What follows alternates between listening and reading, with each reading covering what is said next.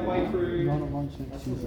Thanks, guys. 7G.3. I understand some people are still working on 7G.2. That's absolutely fine. 7G.3 is a short exercise. So here's our plan then. Today, or tonight, I'd like us to at least finish 7G.2, 7G.3. And that'll mean when tomorrow's lesson we'll start revising. I'll bring some practice tests and Friday revision as well. And then the following week, we will have the test on Tuesday. We can have both classes having the test on the same day. So short unit, it's a sharp unit, it's an easier unit. So make sure we're prepped and use this as a really good opportunity to get our grade average up. Yeah, let's get into it. So we have here, just introduced to you some new notation. X is a random variable, okay? What this notation means is X is binomially distributed, B for binomial. N trials, P probability of success, okay? So that's some new notation for us. And we're going to be both describing distributions like that and understanding distributions when they're written like that. And we're going to contrast that with what we're doing in chapter 8 and 9, which is normal distributions, normal distribution with a mean and standard deviation, okay? So that'll come. This is what we're looking at now. So we have here three formulas that we're just going to apply in this question. The probability of a match, so we have a box of matches, being defective is 0.03, so it's not going to work, there's something wrong with it, it's got weak balsa wood or something like that. Given there are 50 matches in a box, okay, so we have 50 matches in a box and the probability of being defective is 0.03. So if we're going to make a binomial statement, X being the random variable that can occur when we perform it, that is how many matches could be defective, out of 50 trials, probability of success, seems weird to define a defect as a success, but that's the binomial distribution. Okay, find the mean, standard deviation and variance of X defective matches. Okay, so the mean, we're just going to use the formula there, is N times P.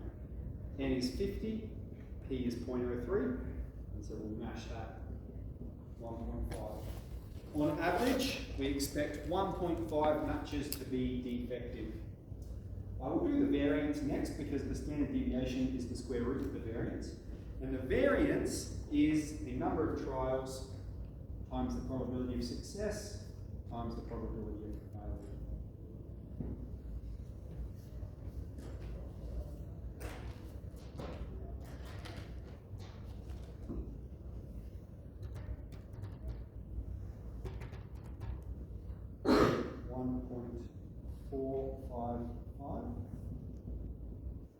Okay, so that's the variance, and then the standard deviation is just the square root of the variance.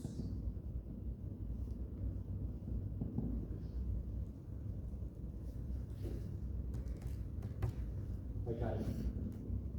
Now just notice how, like, this was the variance exactly, and then I rounded it to 3 significant figures, but then when I'm calculating the standard deviation, I've used the more accurate variance, okay, just to increase the accuracy of my standard deviation. Okay, splendid. So that's part A. Part B says, find the probability of the mean take the standard deviation being less than X being less than the mean plus the standard deviation. So let's make that statement. Okay, so the mean we've calculated was 1.5. And the standard deviation is 1.21.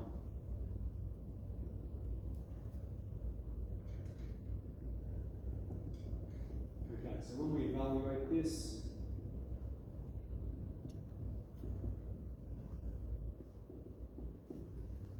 we have what is the probability that the random variable occurs between 0.29 and 2.71. So when we think about possible defective matches, we can be really lucky and have none of them being defective. You might only have 1, you might have 2, you might have 3, you have 4. This is the amount that could be defective, all the way up to 50. You could have 50 being defective. Pretty unlucky there. Okay, so we're saying what's the probability of between 0.29 and 2.71 matches being defective? Well, we have to say what discrete values satisfy that statement. It is 1 and 2. They are the only whole integers temperatures that exist over that region. Now we could perform this calculation in two ways. We could go, it's the probability of x equals 1 plus the probability of x equals 2. All right, the VPD calculation for both of them. Or we can just do a BCD calculation. So that's BCD, log boundary 1 up boundary 2. Number of trials, 50, and probability of defectiveness, 0.03.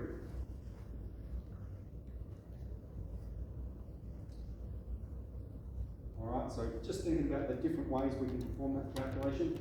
I've got 0.5927, 0.592. Okay, so that's part B. On to part C.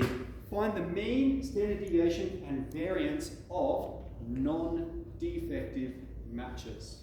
Okay, so let's say that's some variable y. X is the variable of defective matches. Y is the variable of non-defective matches.